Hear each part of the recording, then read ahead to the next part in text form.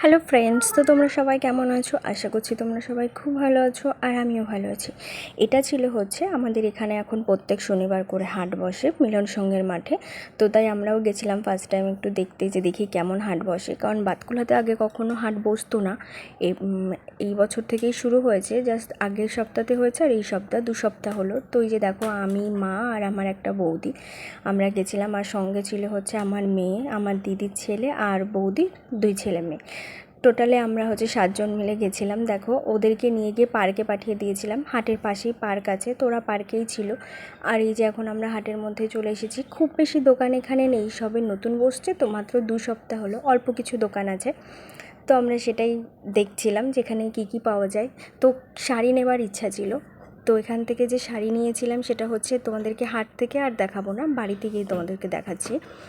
তো এই যে দেখো, হাট থেকে আমরা টোটাল 4টে শাড়ি এনেছিলাম, তার মধ্যে একটা হচ্ছে বৌদি নিয়েছে আর 3টে হচ্ছে আমার মায়ের আর দিদির। তো এই হলুদ শাড়িটা হচ্ছে দিদির জন্য, আর সাদাটা নিয়েছি আমি আমার জন্য। আর হচ্ছে এই পাশে যে আর একটা শাড়ি দেখতে পাচ্ছ চারকোল কালারের, ওটা হলো আমার মায়ের, ওটাও দেখাবো তোমাদেরকে। আর 3টে শাড়ি না খুব ভালো হয়েছে। আর 3টে শাড়ি কত করে দাম নিয়েছে জানো তো? এগুলো হচ্ছে তোমার 300 করে নিয়েছে। তো যাই হোক, আজকের ব্লগটা এই পর্যন্তই, টাটা।